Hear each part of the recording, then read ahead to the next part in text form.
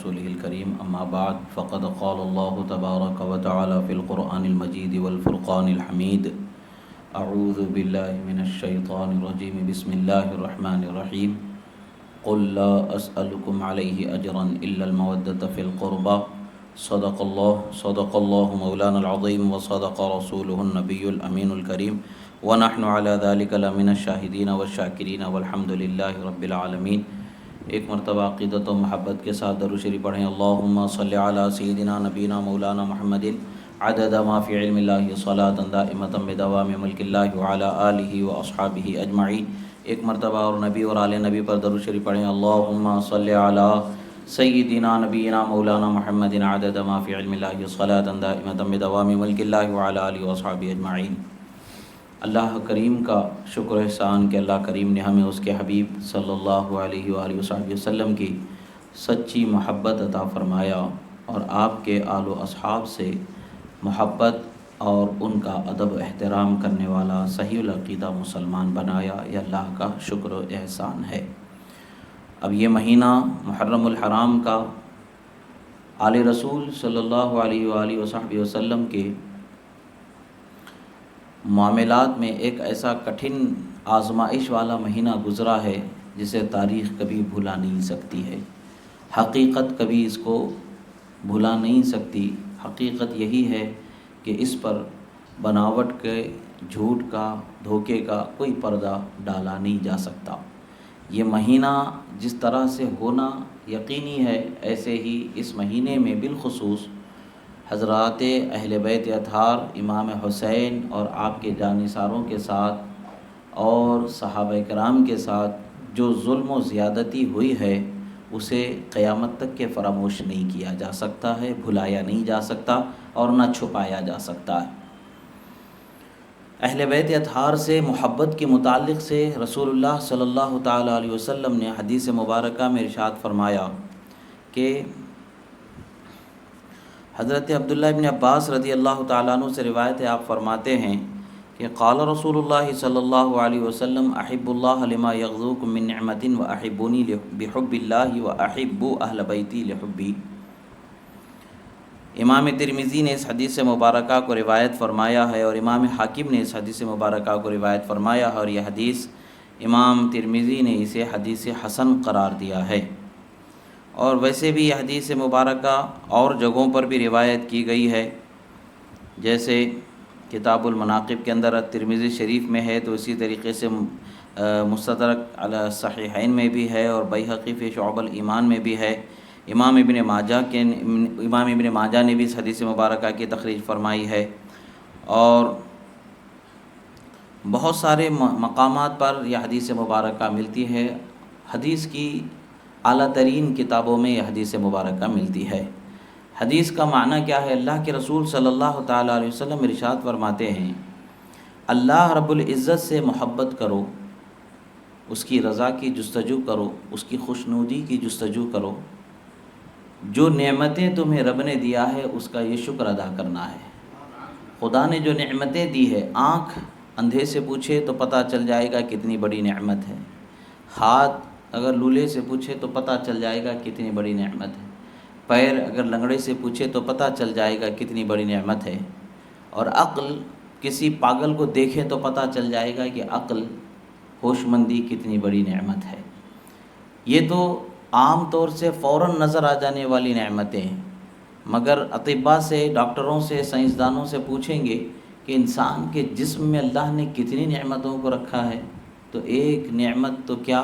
سینکڑوں ہزاروں نعمتوں کا شمار کرتے کرتے انسان تھک جاتا ہے اور حیران رہتا ہے کہ آخر اللہ نے انسان کو بنایا کیسے۔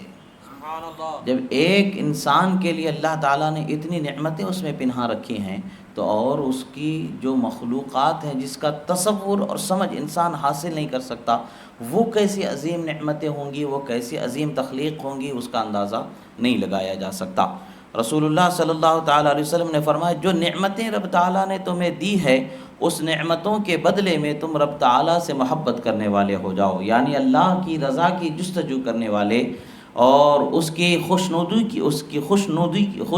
کی جستجو کرنے والے ہو جاؤ۔ رب ذوالجلال کو راضی کرنا، اس کو خوش رکھنا، یہ انسان کے لیے سب سے بڑی کامیابی کی ضمانت ہے، دلیل ہے، اس کے بغیر انسان، خدا کی رضا کے بغیر انسان کامیاب نہیں ہو سکتا۔ پھر آگے ارشاد فرماتے ہیں اور مجھ سے محبت کرو اللہ کی محبت کے سبب، اس لیے کہ اللہ کی محبت میں رسول اللہ سے محبت کرنا ہے،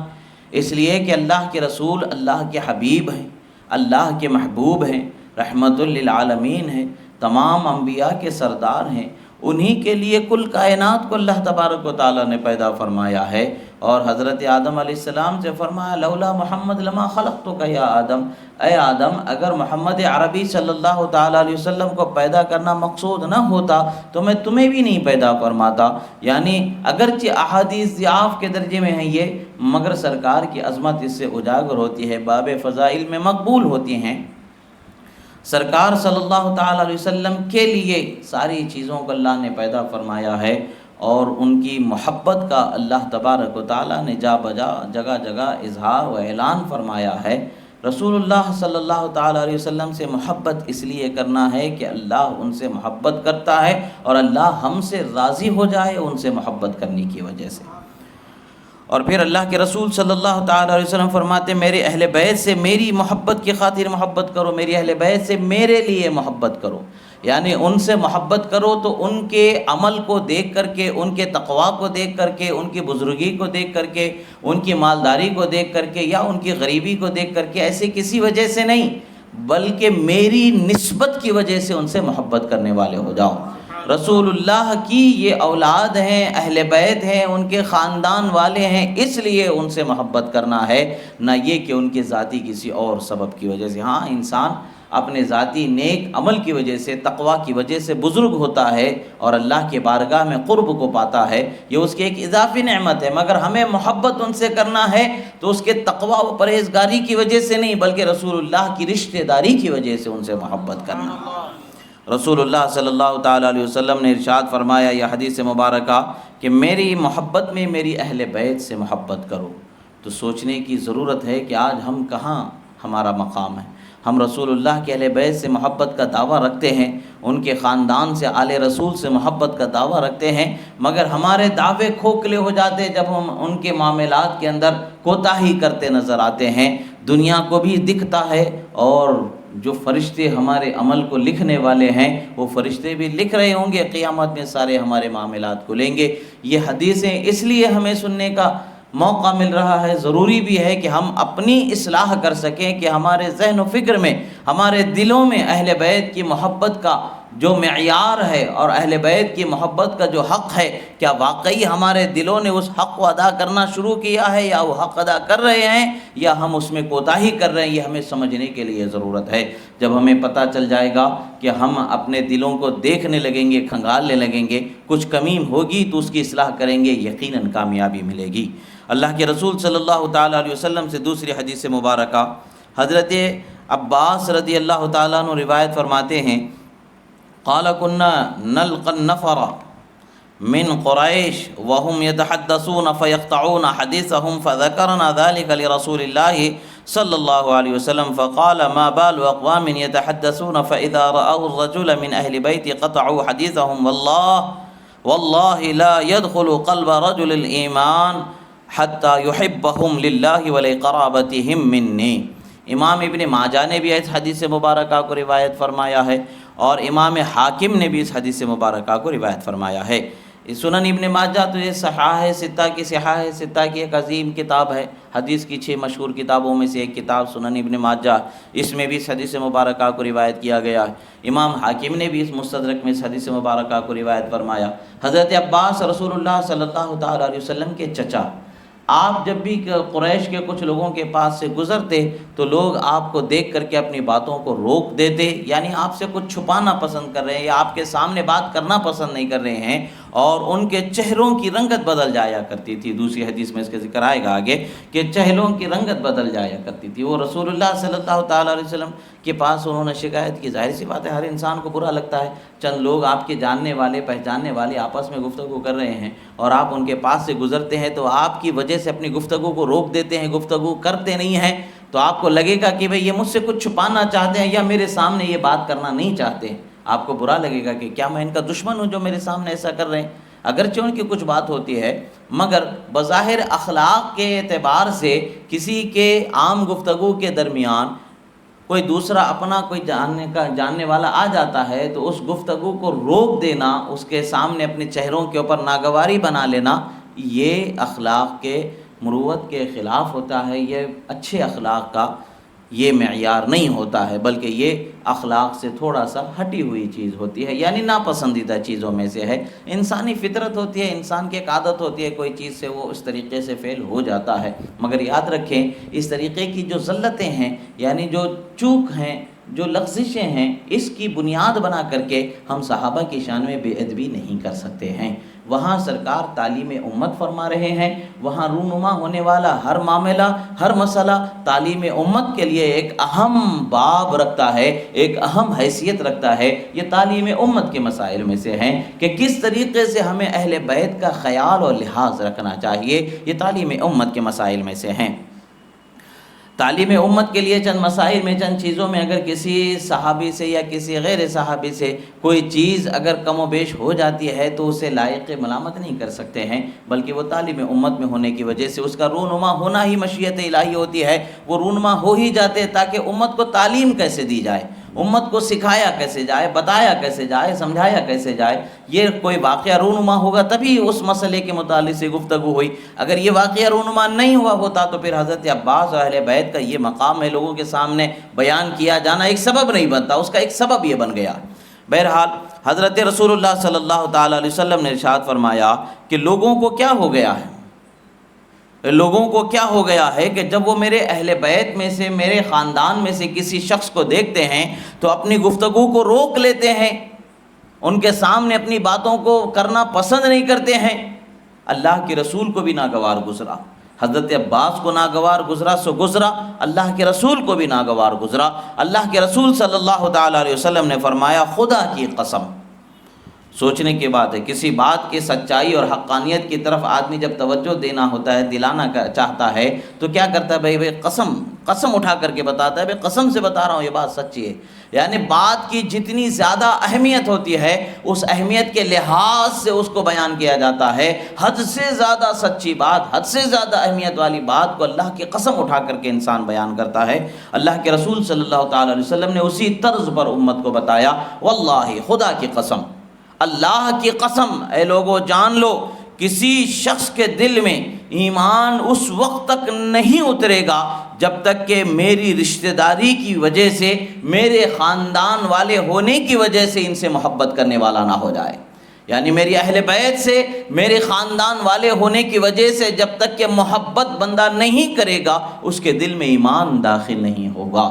تو آج ہمیں اپنے آپ کو سنبھالنے اور اپنے آپ کا خیال کرنے کا وقت ہے کہ ہم اپنے دلوں میں کیا پاتے ہیں، کیا ہم رسول اللہ کی اہل بیت سے محبت ان کے کسی عمل کی وجہ سے کر رہے ہیں، یا ہمیں پسند آ جاتے ہیں اس لیے ہم کر رہے ہیں، ہمیں اچھے لگتے ہیں اس لیے ہم کر رہے ہیں؟ ایسا نہیں ہے، بلکہ اللہ کے رسول کے لیے ہمیں ان سے محبت کرنی چاہیے، اللہ کے رسول کو راضی کرنے کے لیے محبت کرنی چاہیے۔ جب اللہ کے رسول راضی ہو جاتے ہیں تو اللہ راضی ہو جاتا ہے۔ یہی وہ نقطہ ہے، یہی وہ راز ہے جس کو حضرت امیر المؤمنین خلیفہ برحق حضرت ابوبکر صدیق رضی اللہ تعالیٰ عنہ نے ارشاد فرمایا، ارقبوا محمدا فی اہل بیتہ، اگر تم محمد عربی کا قرب چاہتے ہو، ان کی نظر عنایت چاہتے ہو، اکرام، انعام، احسان ان کی بارگاہ سے پانا چاہتے ہو تو ان کی اہل بیت سے محبت کرنے والے ہو جاؤ۔ پھر آگے دوسری حدیث اسی باب میں، اسی ضمن میں، اسی معنی میں ایک اور حدیث ہے جسے دوسری حدیث کی کتابوں میں ذکر کیا گیا ہے۔ حضرت عباس رضی اللہ تعالیٰ عنہ سے ہی ہے کہ وہ فرماتے قال قلت یا رسول اللہ ان قریشا اذا لقی بعضهم بعضا لقوهم ببشر حسن وَإِذَا لَقُونَا بِوُجُوهٍ لَا نَعْرِفُهَا قَالَ فَغَضِبَ النَّبِيُّ صلی اللہ علیہ وسلم غضبا شديدا وقال والذي نفسي بيده لا يدخل قلب رجل الإيمان حتى يحبكم ولرسوله ولقرابته۔ امام احمد ابن حنبل نے اس حدیث مبارکہ کو روایت فرمایا امام نسائی نے اس حدیث مبارکہ کو روایت فرمایا، امام حاکم نے اس حدیث مبارکہ کو روایت فرمایا، اور امام بزار نے اس حدیث مبارکہ کو روایت فرمایا ہے۔ نسائی شریف صحاح ستہ کی 6 مشہور کتابوں میں سے ایک کتاب ہے، اس میں بھی یہ حدیث ہے۔ پہلی حدیث ابن ماجہ صحاح ستہ میں سے ایک کتاب اس میں ہے، پھر نسائی شریف صحاح ستہ میں سے ایک ہے۔ اصل میں کتابوں کا بھی بار بار آپ لوگوں کو توجہ دلانے کی ضرورت اور وجہ سبب یہ ہے کہ جب بھی کوئی حدیث اہل بیت اطہار کی فضیلت میں بیان کی جاتی ہے تو یا تو اس حدیث کو نکار دیا جاتا ہے، یا تو کسی بدعقیدہ طبقے کی طرف اس کا انتساب کر دیا جاتا ہے، یعنی سرے سے اس حدیث کے موجود فضیلت کو قبول کرنے سے لوگوں کے دل مائل نہیں ہوتے ہیں، کسی نہ کسی بہانے سے کسی نہ کسی بات کو لے کر کے بھئی صحاح ستہ میں ہو تو بتاؤ، اور جگہ کی باتیں اس میں صحیح ضعیف بہت ساری ہیں، جھوٹی حدیثیں بھی ہے، تم کون سی حدیث بول رہے ہو، کیا پتہ، ہم کیسے اس کو سمجھیں گے، کیسے مانیں گے۔ یعنی لوگوں کے ذہنوں میں اس حدیث کی اہمیت کو گھٹانے کے لیے حدیث کی کتابوں کی عظمت جو ان کو مقام و مرتبہ اللہ نے بخشا ہے ائمہ کی محنتوں کے وجہ سے، وہ کتابوں کا جو درجہ امت میں ہے، مقام ہے، عظمت ہے، اس کا بھرم رکھ کر کے، اس کا دبدبہ دے کر کے، روب دے کر کے لوگوں کو اس فضیلت سے پھیرنے کی کوشش کرتے ہیں تاکہ ایسی صورت نہ پیدا ہو۔ اس لیے حدیث کی کتابوں کے ساتھ ذکر کیا جا رہا ہے تاکہ آپ کو سمجھ میں آ جائے بیان کی جانے والی حدیث یہ معمولی کتابوں میں بیان کرنے کی ہوئی حدیث نہیں ہے، بلکہ حدیث کی عظیم ترین کتابوں میں حدیث مذکور ہے، یہ آپ کی سمجھ میں آ جائے اس کے لیے بیان کیا جا رہا ہے۔ اور پھر فرماتے ہیں رسول اللہ صلی اللہ تعالیٰ علیہ وسلم، جو ایک اور روایت کا ایک حصہ ہے، وفی روایت قال واللہ لا يدخل قلب امرئ ایمان حتی یحبکم للہ ولقرابتی، فرمایا رسول اللہ صلی اللہ تعالیٰ علیہ وسلم نے فرمایا تھا، بیہقی میں بھی حدیث مبارکہ ہے اور دارمی میں بھی حدیث مبارکہ ہے، اور مسند الفردوس امام دارمی کی جو مسند الفردوس ہے اس میں بھی حدیث مبارکہ مذکور ہے۔ یعنی حدیث مبارکہ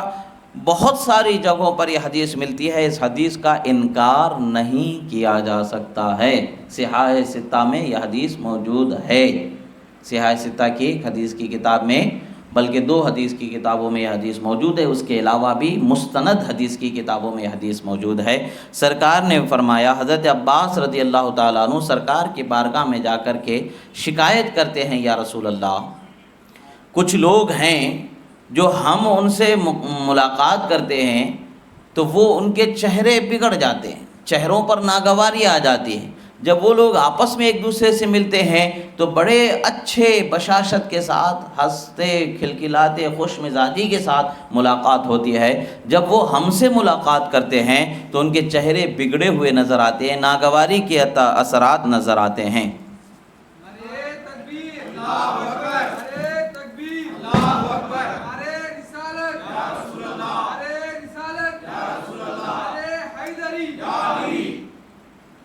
رسول اللہ صلی اللہ تعالیٰ علیہ وسلم نے جب یہ سنا تو فغضب النبی غضبا شدیدا، فرماتے ہیں رسول اللہ صلی اللہ علیہ وسلم اس وقت پر بہت زیادہ ناراض ہوئے۔ غضبا شدیدا یہ الفاظ ہیں حدیث کے کہ رسول اللہ صلی اللہ علیہ وسلم حد سے زیادہ ناراض ہوئے، بہت ہی زیادہ ناراض ہوئے، اور سرکار نے اعلان فرمایا، والذی نفسی بیدہ، اس ذات کی قسم جس کے قبضہ قدرت میں میری جان ہے، یعنی رب ذوالجلال کی قسم، کوئی شخص ایمان والا اس وقت تک نہیں ہوگا جب تک کہ وہ میری رشتہ داری اور میری نسبت کی وجہ سے تم سے محبت کرنے والا نہ ہو جائے۔ اب ایک مثال ہے، ایک چھوٹی سی چیز ہے، انسان جس سے بے حد محبت کرتا ہے جب اس کا سامنا ہوتا ہے تو اس کا چہرہ کھل جاتا ہے، خوش ہو جاتا ہے، جسے وہ پسند کرتا ہے، جس سے محبت کرتا ہے، اس کے آنے سے اس کا چہرہ کھل جاتا ہے، وہ خوش ہو جاتا ہے، چہرے کے اوپر ایک تازگی آ جاتی ہے، بشاشت آ جاتی ہے۔ اب جس کو وہ ناپسند کرتا ہے اس کو دیکھ کر کے اس کے چہرے پر بشاشت نہیں آتی ہے، تو یہیں یہ بات بتائی جا رہی ہے کہ ناپسند کرنے والی جو صفت کا اظہار چہرے کی بشاشت و عدم بشاشت سے جس کا تعین ہوتا ہے، ان حرکتوں سے، ان صفات سے بھی اپنے آپ کو پاک کر لینا ہے۔ ہم صحابہ سے یہی امید کرتے ہیں کہ وہ اہل بیت سے بے پناہ محبت کرنے والے تھے، مگر چہرے کا کسی وجہ پر، کسی وقت پر، کسی حالت میں کوئی تغیر آ جانا، وہ تغیر بھی رسول اللہ صلی اللہ علیہ وسلم کو ناگوار گزرا۔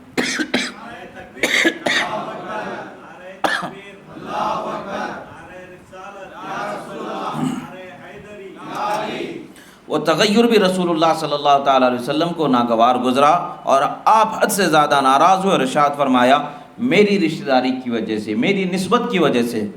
جب تک کہ تم سے کوئی شخص محبت نہیں کرتا اس وقت تک کہ اس کے دل میں ایمان داخل نہیں ہوتا۔ اب یہ حدیث ہمیں بتاتی ہے کہ اہل بیت اطہار سے کس قدر ہمیں محبت ہونی چاہیے۔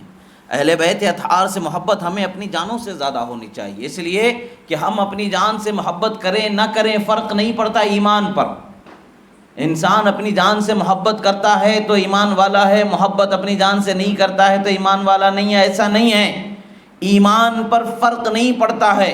بلکہ وہ مومن ہی رہتا ہے اپنی جان سے محبت کرنے نہ کرنے پر۔ فرق کب پڑتا ہے؟ جب رسول اللہ سے محبت کرنے نہ کرنے کے معاملے میں فرق پڑ جاتا ہے، اہل بیت رسول سے محبت کرنے نہ کرنے کے معاملے میں فرق پڑ جاتا ہے، اور انصار صحابہ کرام سے محبت کرنے نہ کرنے کے معاملے میں فرق پڑ جاتا ہے۔ اولو العزم صحابہ کرام سے محبت کرنے اور صحابہ کرام سے محبت کرنے نہ کرنے کے مسئلے میں فرق انسان کے معاملات میں آ جاتا ہے۔ کبھی کبھی وہ فرق اتنا زیادہ ہوتا ہے کہ ایمان بعد میں ایمان کا مسئلہ پیدا ہو جاتا ہے۔ ہمیں اپنے آپ کو سنبھالنے اور بچانے اور حفاظت کرنے کی ضرورت ہے، اپنے دلوں کو صاف و ستھرا کرنے کی ضرورت ہے کہ اہل بیت اطہار سے محبت جو کی جانی ہے وہ محبت ایسی ہونی ہے کہ اللہ اس کے رسول راضی ہو جائیں۔ سبحان اللہ۔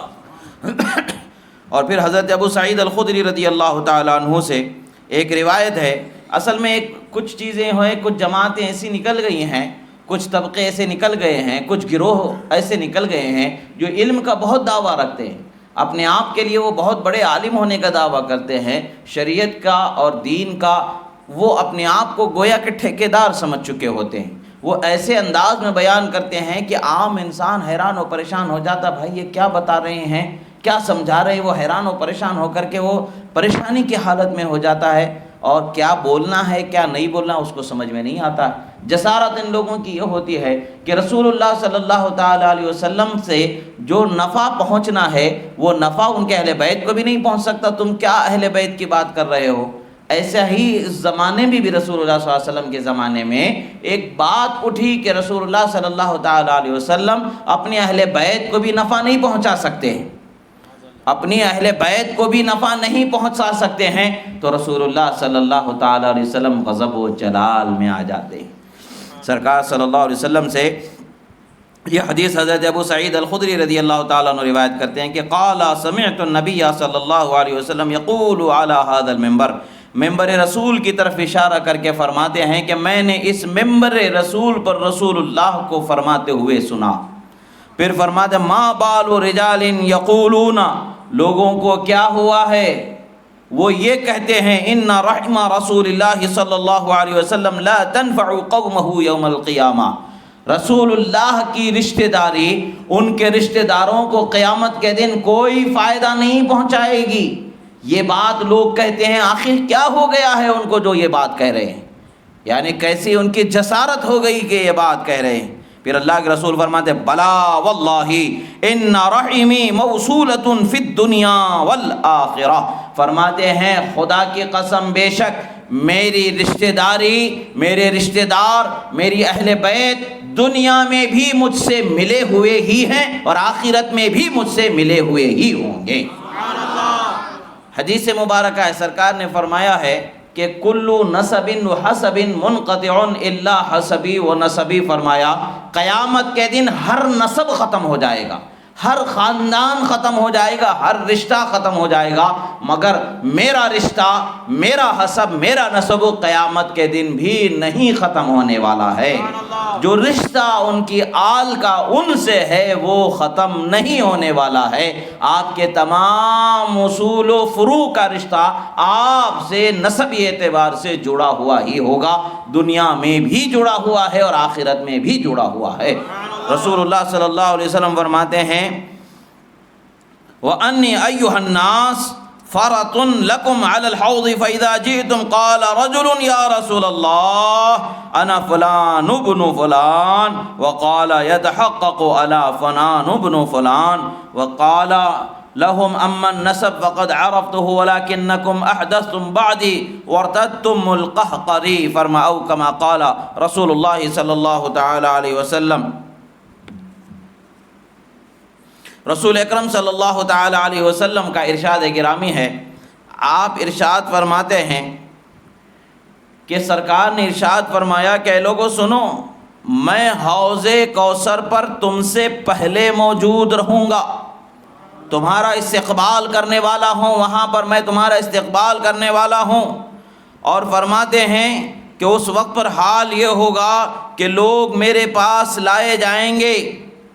کہ لوگ کہیں گے کہ میں فلاں ابن فلاں ہوں، یہاں تک کہ فلاں ابن فلاں کہنا پایا ثبوت کو پہنچے گا، اور رہا نسب تو تحقیق اس کی پہچان میں نے تمہیں کرا دی ہے، لیکن تم میرے بعد نئے نئے طریقوں میں گھر جاؤ گے اور نئے نئے معاملات میں پھنس جاؤ گے، تمہارے لیے پریشانی کا دور شروع ہو جائے گا۔ یہ رسول اکرم صلی اللہ تعالیٰ علیہ وسلم نے ارشاد فرمایا، یعنی قیامت کے دن رسول اللہ صلی اللہ تعالیٰ علیہ وسلم کی اہل بیت کا نسب ان سے ٹوٹے گا نہیں، بلکہ جڑا ہوا ہی ہوگا، جیسے دنیا میں جڑا ہوا ہے ویسے ہی آخرت میں بھی جڑا ہوا ہی ہوگا۔ اور فرمایا کہ رسول اللہ کا نفع بے شک ان کے اہل بیت کو اللہ تعالیٰ عطا فرمائے گا، یقیناً عطا فرمائے گا۔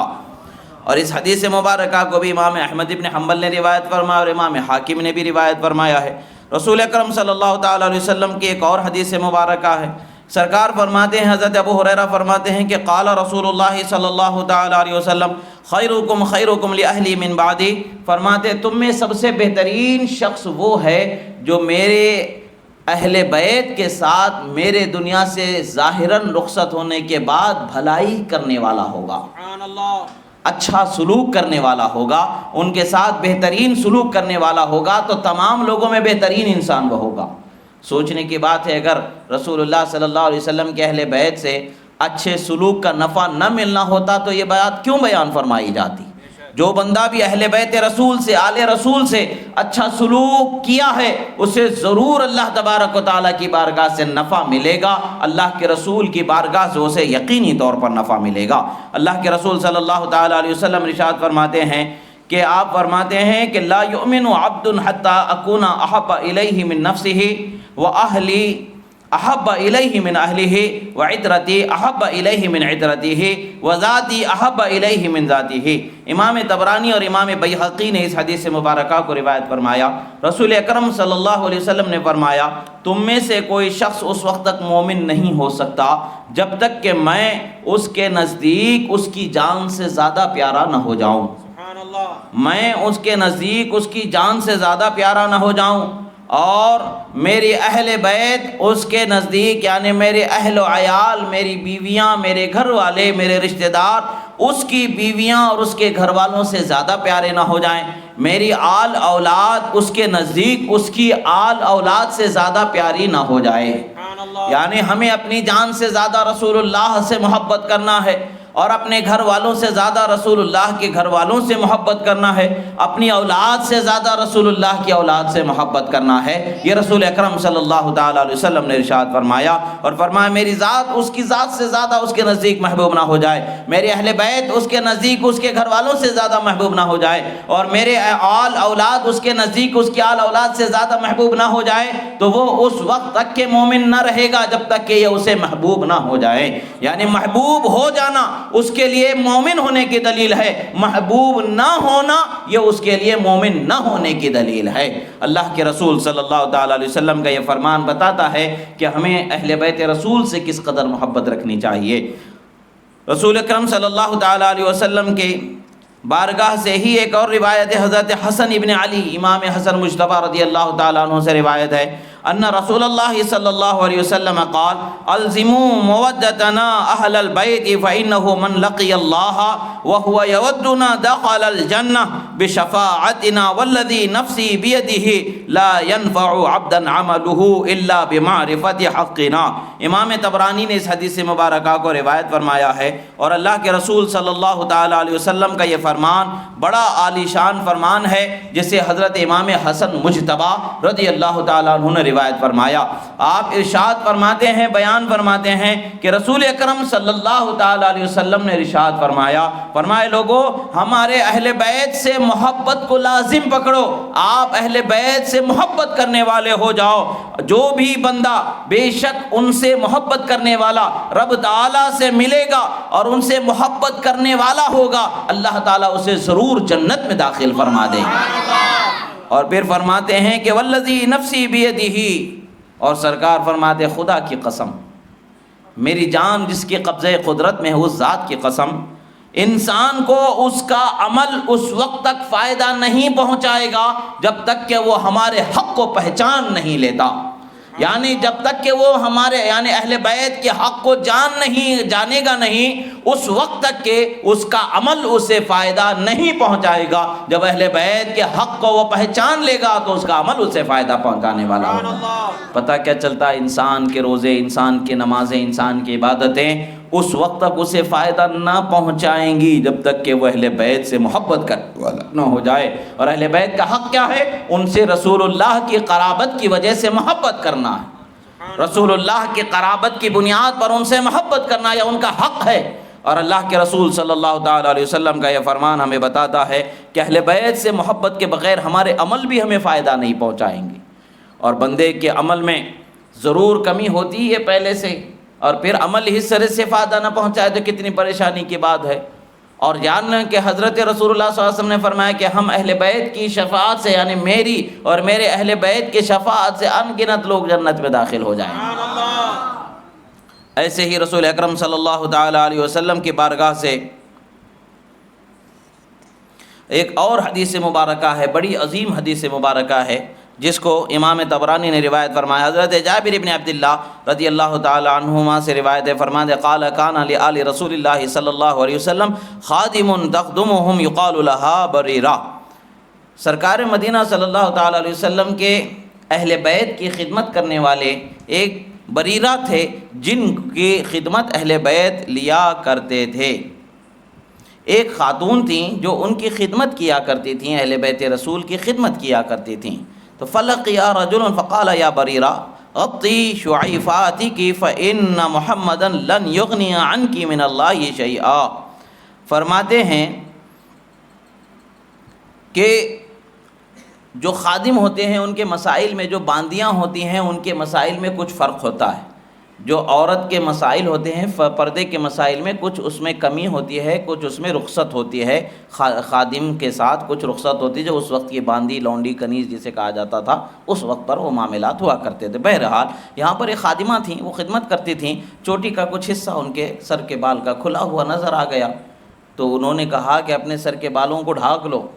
اور جان لو کہ رسول اللہ صلی اللہ تعالیٰ علیہ وسلم تمہیں اس سے بچا نہیں سکیں گے۔ اگر تم اپنے آپ کو اللہ کے قانون پر نہیں چلاؤ گی تو جان لو کہ تم اللہ کے رسول کے شفاعت سے بھی نہیں بچ سکو گی۔ یہ ان کا کہنا ہوا، ایک شخص کا کہنا ہوا۔ تو رسول اللہ صلی اللہ تعالیٰ علیہ وسلم تک یہ بات پہنچی، وہ جاتی ہیں اور رسول اللہ کی خدمت میں عرض کر دیتی ہیں، فأخبرت النبی صلی اللہ علیہ وسلم فخرج یجر رداءہ محمرۃ، فرماتے ہیں کہ رسول اللہ صلی اللہ تعالیٰ علیہ وسلم کے پاس جب یہ بات پہنچی تو سرکار اپنے حجرے مبارکہ سے نکلتے ہیں، آپ کے کاندھے پر جو چادر تھی وہ پھسلنے لگی تھی، اور انصار صحابہ اکرام فرماتے ہیں کہ ہم سرکار کے غضب کو ان کی ادا سے پہچان لیتے تھے۔ آپ کا چہرہ سرخ ہو جاتا تو ہم پہچان لیتے کہ سرکار کو کوئی بات ناگوار گزری ہے، ناراض ہو گئے ہیں سرکار، یا پھر سرکار کی چادر اگر زمین پر گرتی ہوئی ہمیں نظر آ جاتی، پھسلتی ہوئی ہمیں نظر آ جاتی تو ہمیں پتہ چل جاتا کہ اللہ کے رسول صلی اللہ تعالیٰ علیہ وسلم کو کوئی بات ناگوار ضرور گزری ہے۔ اللہ کے رسول صلی اللہ تعالیٰ علیہ وسلم کی ناگواری کا، ناراضگی کا اندازہ انصار صحابہ کرام کو بہت جلد ہو جاتا تھا، اس لیے کہ انصار صحابہ بے حد رسول اللہ کا خیال کرنے والے صحابہ تھے، بے حد رسول اللہ سے الفت و محبت رکھنے والے صحابہ تھے۔ سرکار مدینہ صلی اللہ تعالیٰ علیہ وسلم جیسے ہی باہر آئے، آپ کے دونوں رخسار مبارک جو ہے تمتما رہے تھے، لال ہو گئے تھے، سرخ ہو گئے تھے، اور انصار صحابہ فرماتے ہیں ہم ان سے پہچان پہچان لیتے تھے کہ سرکار کی ناراضگی ہے تو فاخذنا السلاح ثم اتیناہ فقلنا یا رسول اللہ مرنا بما شئت فوالذی بعثک بالحق لو امرتنا بامہاتنا وآبائنا واولادنا لامضینا قولک فیہم۔ رسول اللہ صلی اللہ علیہ وسلم کی خدمت میں حاضر ہو جاتے، کسی نے ضرور رسول اللہ کو تکلیف پہنچایا ہے، اس تکلیف پہنچانے والے کو سبق دینے کے ارادے سے باہر نکل جاتے، اور باہر نکلتے ہیں تو کیسے نکلتے ہیں؟ ہاتھوں میں تلوار لے کر کے نکلتے ہیں اور عرض کرتے یا رسول اللہ کس چیز نے آپ کو آزردہ کیا، کون سی چیز نے آپ کو ناراض کیا، کس کی یہ جسارت ہو گئی کہ جس کی وجہ سے آپ ناراض ہو گئے؟ آپ حکم فرمائیں، خدا کی قسم اگر ہمارے ماں باپ بھی ہوں گے تو ہم ان پر بھی آپ کا حکم جاری فرما دیں گے، ہمارے آل اولاد ہوں گے تب بھی ہم ان پر آپ کا حکم کو جاری فرما دیں۔ یعنی آپ حکم فرمائیں قتل کرنے کا تو ہم فوراً قتل کر دیں گے، اگر ہماری ماں ہی کیوں نہ ہو، ہمارا باپ ہی کیوں نہ ہو، اگرچہ ہماری اولاد ہی کیوں نہ ہو۔ یہ صحابہ کرام نے بیان فرمایا، عرض کی، اپنی محبت کا اظہار فرمایا۔ رسول سوچئے کتنی ناراضگی کی بات ہوئی ہوگی، وہ وقت کیسا ہوگا جب صحابہ نے اتنی بڑی بات کہی ہوگی تو آخر وہ ناراضگی کا عالم کیا ہوگا، کتنی بڑی بات ان کو کہنے کی ضرورت پیش آ گئی، کس قدر رسول اللہ ناراض ہوئے ہوں گے۔ آخر کار رسول اللہ صلی اللہ علیہ وسلم فصعد المنبر فحمد اللہ واثنى علیہ، سرکار ممبر پر جلوہ فرما ہو جاتے ہیں اور اللہ کی حمد و ثنا بیان کرتے ہیں، اور اس کے بعد میں سیدھے ڈائریکٹ سوال کرتا ہے، قال من انا، میں کون ہوں؟ رسول اللہ صلی اللہ تعالی علیہ وسلم سیدھے بتا رہے میں کون ہوں، اس لیے کہ کہنے والے نے کہا تھا، کیا کہا تھا؟ لن یغنی عنک من اللہ شیئا فإن محمدا لن یغنی عنک من اللہ شیئا، کہا کہ بے شک محمد صلی اللہ علیہ وسلم اللہ کی بارگاہ سے تمہیں کوئی نفع نہیں دلا سکتے۔ اور آج کے وہابیوں کا بھی عقیدہ ہے کہ نہیں ہے، بد عقیدہ لوگوں کا یہ عقیدہ ہے کہ نہیں کہ رسول اللہ نفع نہیں دے سکتے، ان سے کوئی نفع نہیں مل سکتا۔ اگر اللہ نے ان کو نفع دینے والا بنایا ہے، اللہ کی اجازت سے وہ نفع دینے والے ہیں،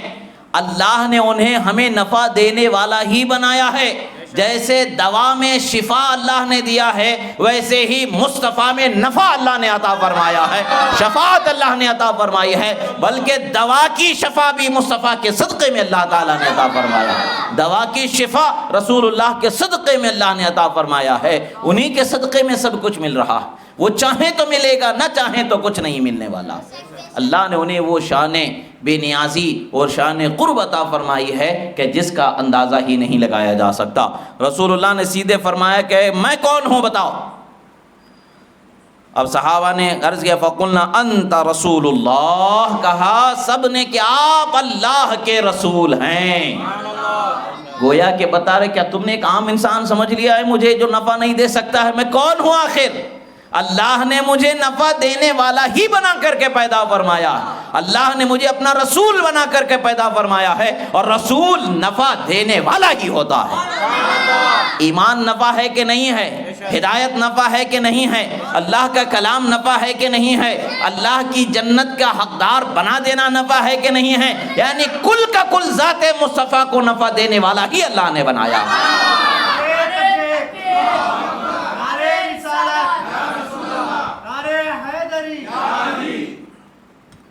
اللہ کے رسول صلی اللہ تعالی علیہ وسلم نے فرمایا میں کون ہوں؟ پھر صحابہ نے عرض کیا انت رسول اللہ صلی اللہ علیہ وسلم، قال نعم ولکن من انا، پھر سرکار پوچھتے ہیں ہاں یہ بات صحیح ہے مگر بتاؤ میں کون ہوں؟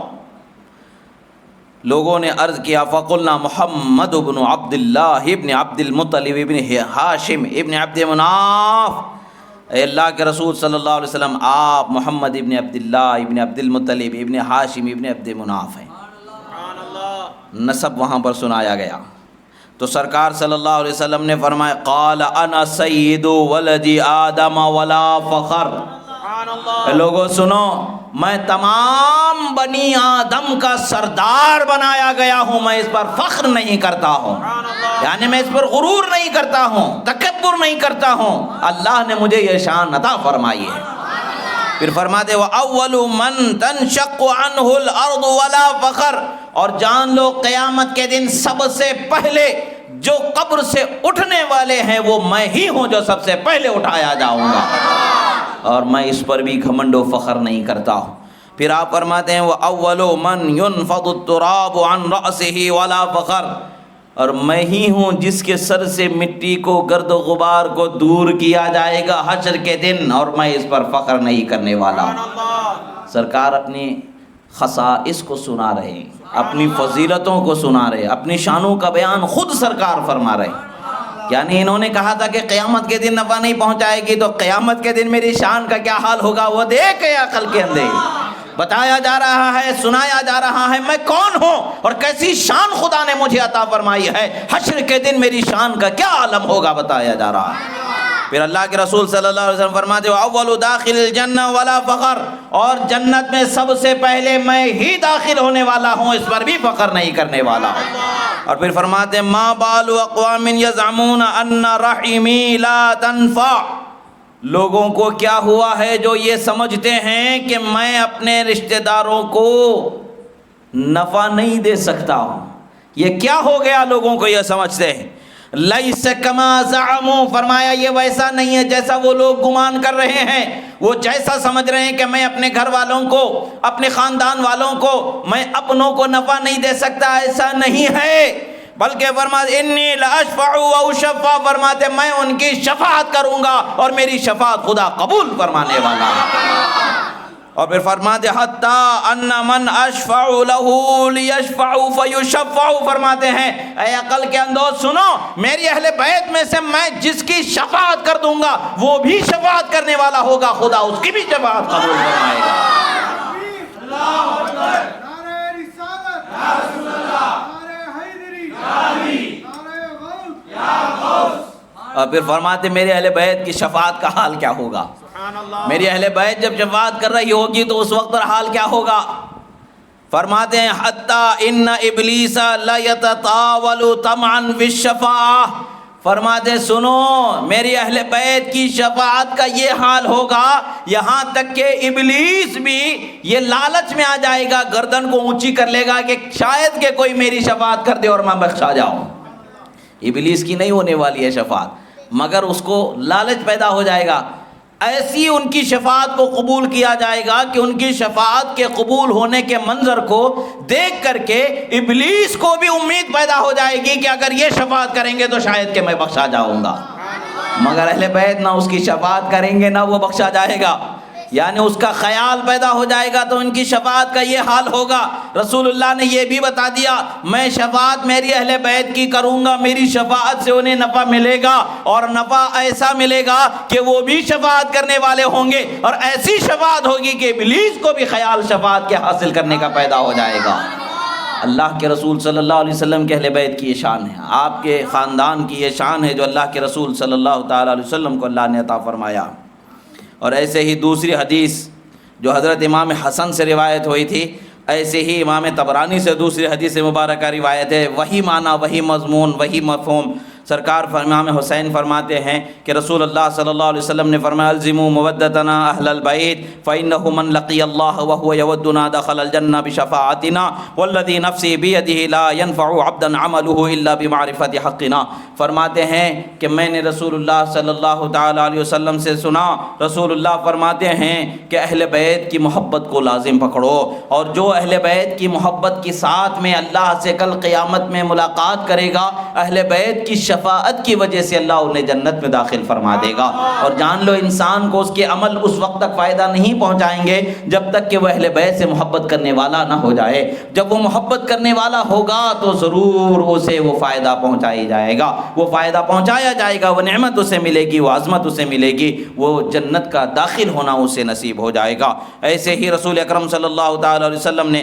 حضرت ابو رافع رضی اللہ تعالیٰ عنہ سے روایت ہے کہ آپ فرماتے ہیں کہ قال لعلی انت وشیعتک تردون علی الحوض رواء مرویین مبیضۃ وجوہکم وان عدوک یردون علی ظماء مقبحین۔ امام طبرانی نے اس کو روایت فرمایا ہے، فرماتے اللہ کے رسول صلی اللہ علیہ وسلم اے علی تمہارے چاہنے والے اور تمہاری مدد کرنے والے، سبحان اللہ، اے علی جو تمہارے چاہنے والے ہیں اور تمہاری مدد کرنے والے ہیں، وہ قیامت کے دن حوض کوثر پر خوش مزاجی کے ساتھ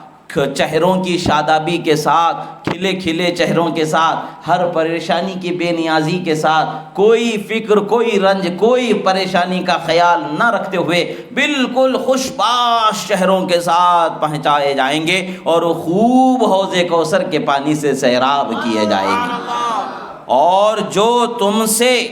اور پھر ان کا مطلب پھر یہ ہے کہ بھئی جو تم سے محبت کرنے والے ہیں، تمہاری مدد کرنے والے، ان کے چہروں کا حال کیا ہوگا؟ اس محبت کے نور سے ان کے چہرے چمک رہے ہوں گے، سفید دمک رہے ہوں گے۔ اور پھر اللہ کے رسول صلی اللہ علیہ وسلم فرماتے بے شک تمہارے دشمن قیامت کے دن میرے پاس حوض کوثر پر اس حال میں پہنچیں گے کہ ان کے چہرے بدنما ہوں گے اور سخت پیاس کی حالت میں آئیں گے، پریشانی کی حالت میں لایا جائے گا۔ سیرابی اسے ملے گی جو علی سے محبت کرنے والا ہوگا۔ اللہ کے رسول صلی اللہ تعالیٰ علیہ وسلم نے یہ فرمایا اور ہمیں بتا دیا کہ ہمیں اہل بیت سے محبت کیوں کرنا ہے۔ دنیا بھی ہمارے فائدے میں ہوگی، آخرت بھی ہماری فائدے میں ہوگی۔ اور اگر ہم نے اہل بیت سے محبت کو چھوڑ دیا تو دنیا میں ہمیں کچھ نہیں ملنے والا ہے، آخرت میں ہمیں کچھ نہیں ملنے والا ہے۔ اگرچہ دیکھنے میں ہم دنیا میں اعلیٰ دولت کے اونچے مقام پر پہنچ بھی جائیں مگر کوئی فائدہ نہیں ہوگا، اس سے ہم اپنے آپ کو کوئی فائدہ نہیں پہنچا پائیں گے۔ حضرت جابر بن عبداللہ رضی اللہ تعالیٰ عنہ سے ایک اور روایت ہے کہ آپ فرماتے ہیں کہ رسول اللہ صلی اللہ تعالیٰ علیہ وسلم نے حضرت خاتون جنت کا نام فاطمہ زہرا، فاطمہ کیوں رکھا؟ فاطمہ کیوں رکھا؟ اس کے متعلق سے سرکار خود بیان فرماتے ہیں سمیت بنتی فاطمہ لأن اللہ فطمہا وفطم محبیہا عن النار۔ فرماتے ہیں میں نے میری بیٹی فاطمہ کا نام فاطمہ اسی لیے رکھا ہے کہ اللہ نے فاطمہ کو اور فاطمہ سے محبت کرنے والے کو جہنم سے آزاد فرما دیا ہے۔ اور آج دیکھیں کہ ہمارے دلوں میں حضرت خاتون جنت کی محبت ہے کیا نہیں ہے؟ اگر محبت ہے تو سمجھ لینا چاہیے کہ عمل تھوڑے بہت کمزور ہو سکتے ہیں مگر اہل بیت کی شفاعت سے اللہ جنت میں ضرور داخل فرمائے گا۔ وہ محبت اگر ہمارے دل میں ہے تو ہمیں ان کی شفاعت کا حصہ ضرور ملے گا اور ان کے چاہنے والے کو جہنم سے آزادی عطا فرما دی جائے گی۔ رسول اکرم صلی اللہ تعالیٰ علیہ وسلم نے ارشاد فرمایا، حضرت عبداللہ ابن مسعود رضی اللہ تعالیٰ عنہ فرماتے ہیں کہ عن نبی صلی اللہ تعالیٰ علیہ وسلم قال حب آل محمد یوما خیر من عبادت سنۃ ومن مات علیہ دخل الجنہ۔ امام دارمی نے مسند الفردوس میں اس حدیث مبارکہ کو روایت فرمایا ہے۔ اللہ کے رسول صلی اللہ تعالیٰ علیہ وسلم فرماتے ہیں کہ آل محمد کی، نبی کی آل کی محبت میں ایک دن گزار دینا سال بھر کی وہ عبادت جو اہل بیت کی محبت دل میں نہیں تھی، وہ نہ رکھ کر کے جو عبادت کی گئی تھی، وہ سال بھر کی عبادت سے زیادہ ایک دن کا وہ وقت جو ان کی محبت میں گزرا وہ اس سے بہتر ہو جاتا۔ اور پھر فرماتے جو ان کی محبت میں مرتا ہے اسے جنت میں داخل فرما دیتا ہے۔ اللہ کے رسول صلی اللہ تعالیٰ علیہ وسلم کا یہ فرمان ہمیں دنیا و آخرت میں کامیابی کی منزلوں کی طرف لے جاتا ہے۔ دنیا و آخرت کی کامیابی کی ہمیں ایسی روشن مثالیں دے رہا ہے، ایسے روشن راستے عطا فرما رہا ہے کہ جس راستے پر چلیں گے یقیناً ہمیں کامیابی مل جائے گی۔ حضرت زید بن ارقم رضی اللہ تعالیٰ عنہ فرماتے ہیں کہ 5 وہ لوگ ہیں کہ جن کو 5 عمل کرنے والوں کو اللہ تعالیٰ آخرت کی فکر عطا فرما دیتا ہے۔ وہ 5 کون سے لوگ ہیں؟ وہ 5 کون سے عمل ہیں کہ جس کی وجہ سے انسان آخرت کی فکر کرنے والا، یعنی دنیا دار نہیں بنتا،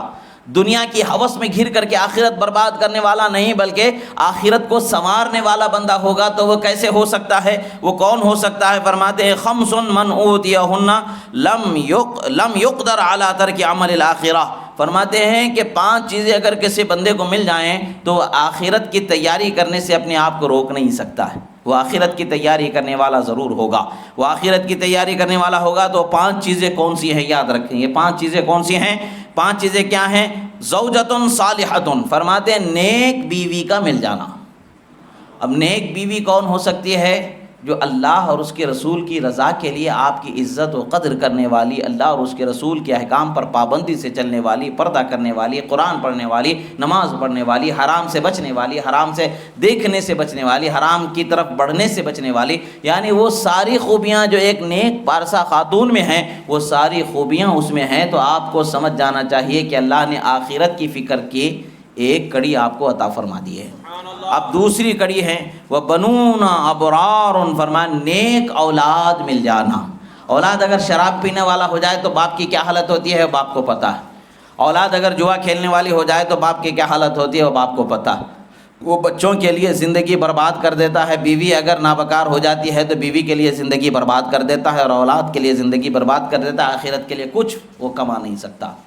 اگر نیک اولاد مل گئی ہے، نیک بیوی مل گئی ہے تو 2 سیڑھیوں کو اس نے پا لیا ہے آخرت کی فکر کی۔ اور پھر اس کے بعد میں فرماتے ہیں وَحَسْنُ مُخَالَطَةِ النَّاسِ وَمَعِيشَةٌ، فرماتے ہیں کہ اچھا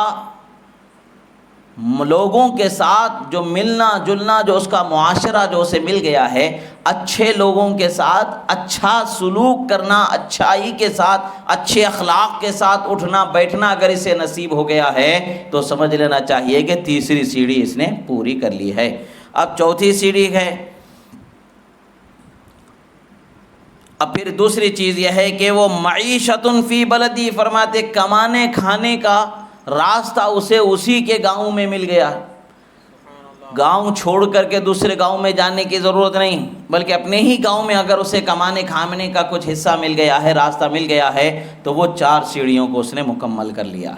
پھر اس کے بعد فرماتے وحب آل محمد، فرماتے ہیں اور آل محمد کی محبت اگر مل گئی ہے تو اس نے آخرت کو تیار کرنے والا اپنے آپ کو بنا لیا۔ یہ 5 چیزیں، نیک بیوی، نیک اولاد، اچھے لوگوں کے ساتھ اچھے اخلاق سے اٹھنے بیٹھنا ہونا، اپنے ہی گاؤں میں کمائی کا ذریعہ مل جانا اور اہل بیت سے محبت کرنے والا ہو جانا۔ یہ 5 چیزیں اگر کسی بندے کو مل گئی ہیں تو سمجھیں کہ وہ بندہ آخرت کی تیاری کرنے والا ہوگا، دنیا سے پیٹ پھیرنے والا، دنیا سے تعلق اتنا ہی رکھے گا جتنی کی ضرورت ہے،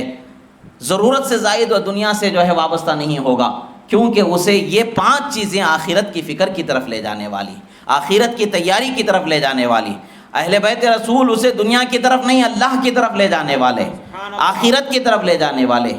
اور معاش کی فکر انسان کو در بدر بھٹکنے پر مجبور کر دیتی ہے، معاش کی فکر سے بے نیاز ہو جانا اسے آخرت کی فکر کرنے کی طرف لے جانا ہے۔ اچھے لوگوں کے صحبت میں اٹھنا بیٹھنا، اچھے اخلاق کو حاصل کر لینا، یہ اسے نیکی کی طرف پابند رہنے کی طرف ہے۔ اچھے اولاد کا مل جانا، بے فکری ہو جاتی ہے اسے آخرت کی تیاری کی طرف، دنیا سے بے فکر ہو کے آخرت کی طرف وہ لگ جاتا ہے۔ اچھی بیوی، نیک بیوی کا مل جانا اس کے لیے جو ہے وہ آخرت کی تیاری کرنے والے ہیں۔ بیویوں کو، بچوں کو اچھے اخلاق سکھائیں، نمازوں کی پابندی کی انہیں عادت ڈالیں، خود بھی پابندی کریں، انہیں بھی پابندی کرائیں، وقت پر ان کے نماز ادا کرنے کی انہیں ترغیب دلائیں، پیار سے سمجھائیں، محبت سے سمجھائیں، حتیٰ کہ سختی کرنے کا بھی حکم آیا ہے شریعت میں، اگر نماز نہیں پڑھتے ہیں تو سختی بھی ان پر کرنے کا حکم آیا ہے۔ یہ بھی آپ ہے کہ انہیں اس کی طرف ترغیب دلائیں، توجہ دلائیں۔ ہر انسان اپنی قبر کا ذمہ دار ہے، وہ اگر نہیں کریں گے تو وہ اپنی قبر میں پچھتائیں گے۔ آپ ان کو ترغیب دے دیں گے تو آپ اپنا فرض پورا کر دیں گے، تلقین کر دیں، ترغیب دے دیں اور اس کی فکر کریں، اور ان کے اچھے اخلاق ہو جائیں۔ پھر آگے رسول اللہ صلی اللہ تعالیٰ علیہ وسلم سے ایک اور حدیث مبارکہ ہے، حدیث مبارکہ رسول اللہ صلی اللہ تعالیٰ علیہ وسلم نے فرمایا، عن ابن عباس رضی اللہ تعالیٰ عنہما رفعہ، حضرت عبداللہ ابن عباس نے حدیث کو مرفوع بیان فرمایا، انا شجرۃ وفاطمۃ حملها وعلی لقاحها والحسن والحسین ثمرها والمحبون اہل البیت ورقها هم فی الجنہ حقا حقا حقا، فرماتے ہیں اللہ کے رسول صلی اللہ علیہ وسلم نے فرمایا کہ میں درخت ہوں، فاطمہ اس کے پھل کی ابتدائی حالت ہے اور علی اس کے پھول کو منتقل کرنے والا ہے، اور حسن اور حسین اس درخت کا پھل ہیں، اور اہل بیت سے محبت کرنے والے اس درخت کے پتے ورق ہیں۔ اور فرماتے یقیناً یقیناً یقیناً جنت میں ہم سے محبت کرنے والے داخل ہوں گے۔ یہ اللہ کے رسول کا فرمان ہمیں کتنی بڑی توجہ دلاتا ہے کہ ہمیں اہل بیت سے اللہ کے رسول صلی اللہ تعالیٰ علیہ وسلم کی کس قدر محبت رکھنی چاہیے۔ ایک اور حدیث حضرت علی بن ابی طالب سے ہے، رسول اللہ صلی اللہ تعالیٰ علیہ وسلم نے ارشاد فرمایا کہ اربعۃ انا لہم شفیع یوم القیامہ۔ کنز العمال میں حدیث مذکور ہوئی ہے کہ سرکار صلی اللہ علیہ وسلم نے فرمایا کہ 4 وہ لوگ ہیں میں جن کی شفاعت قیامت کے دن ضرور کروں گا، 4 لوگ ہیں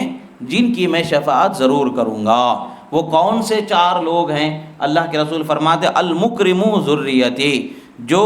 میری اہل بیت کے ساتھ مہربانی کرنے والا، اچھا سلوک کرنے والا ہے، میں اس کی ضرور شفاعت کروں گا۔ میری اہل بیت، میری آل اولاد کے ساتھ اچھا سلوک کرنے والا جو شخص بھی ہے، میں قیامت کے دن اس کی شفاعت ضرور کروں گا۔ اور پھر سرکار صلی اللہ علیہ وسلم فرماتے والقاضی لہم حوائجہم، فرماتے ہیں اور جب ان کی یعنی جو میری اہل بیت کی عزت و تکریم کرنے والا ہے، ان کے ساتھ اچھا سلوک کرنے والا ہے، ان کی مہربانی کرنے والا ہے، میں اس کی قیامت کے دن ضرور شفاعت کروں گا۔ اور پھر فرماتے ان کی ضرورتوں کو، ان کے حاجتوں کو پورا کرنے والا ہے، دنیاوی کوئی حاجت کوئی ضرورت پڑ جائے، اس ضرورت کو اگر وہ پورا کر دیتا ہے تو میں اس کی ضرور شفاعت کرنے والا ہوں۔ اور پھر آگے ارشاد فرماتے ہیں اور اس کی بھی شفاعت کروں گا جب وہ اپنے معاملات میں پریشان ہو کر کے کچھ پریشانی لے کر کے کسی کے پاس جائیں تو ان کی پریشانی کو پورا کرنے کے لیے ان کے لیے بھاگ دوڑ کرنے والا ہوگا تو میں اس کی بھی شفاعت کرنے والا ہوں۔ اور پھر فرماتے ہیں والمحب لہم بقلبہ ولسانہ، فرماتے ہیں اور جو ان سے زبان و دل سے محبت کرنے والا ہے میں اس کی بھی شفاعت کرنے والا ہوں۔ چار لوگ ہیں جن کی شفاعت ہوگی، ایک اہل بیت رسول کی عزت و تکریم اور ان کے ساتھ اچھا سلوک کرنے والے کی شفاعت ہوگی، دوسری اہل بیت کی ضرورتوں کو پورا کرنے والے کی شفاعت ہوگی، اہل بیت کسی پریشانی میں کسی کے پاس اگر جائیں تو ان کی پریشانیوں کو دور کرنے، ان کی ضرورتوں کو پورا کرنے میں بھاگ دوڑ کرنے والا جو شخص ہے اس کو بھی اللہ کے رسول کی شفاعت نصیب ہوگی، اور پھر چوتھا وہ شخص ہے جو اہل بیت سے زبان اور دل سے محبت کرنے والا ہے، اس کی شفاعت ہوگی۔ تو یہاں پر دیکھیں زبان اور دل دونوں چیزوں کو سرکار نے فرمایا۔ اب یہاں ہمیں سمجھنا ہے کہ زبان سے ان کے سامنے اچھی بات کر دینا حقیقت میں محبت نہیں ہے، دل سے بھی محبت رکھنی چاہیے۔ یہ چیزیں وہ ہیں جو رسول اللہ صلی اللہ علیہ وسلم نے بتایا ہے، اہل بیت کی محبت کی طرف جو ترغیب دی ہے، جو امت کو تعلیم فرمائی ہے، اس کا یہ حصہ ہے۔ چند احادیث مبارکہ آپ حضرات کے سامنے پیش ہوئیں، ان میں سے اکثر حدیثیں صحیح ہیں، کچھ ضعیف کے درجے پر بھی ہیں۔ ہر درجے کی حدیث باب فضائل میں مقبول ہوتی ہے، اس میں امت کا اتفاق اجماع ہے، بلا خلاف یہ چیز ہے کہ حدیثوں کو قبول کیا جاتا ہے، ضعیف حدیثوں کو فضائل کے باب میں قبول کیا جاتا ہے۔ تو ان حدیثوں کو بعض سند کے اعتبار سے ضعیف، بعض سند کے اعتبار سے صحیح، یعنی تمام احادیث کو آپ حضرات کے سامنے بیان کیا گیا ہے تاکہ ان حدیثوں کو سننے کے بعد آپ سمجھیں اور اپنے دل کا اور اپنا محاسبہ کریں اور اپنے آپ کو سنبھالیں، اور اپنے اندر اگر کوئی کمی پاتے ہیں تو اس کمی کو صاف کر کے دور کر کے نیکی کو کمانے والے ہو جائیں۔ اللہ رب العزت کی بارگاہ میں دعا ہے جو کہا گیا سنا گیا، کہنے میں سننے میں جو غلطی ہوئی اللہ تعالیٰ اسے معاف فرمائے، جو حق و صحیح کہا گیا اللہ تعالیٰ اسے قبول فرمائے۔ اقول قولی ھذا استغفر اللہ لی ولکم ولسائر المؤمنین۔ الفاتحہ۔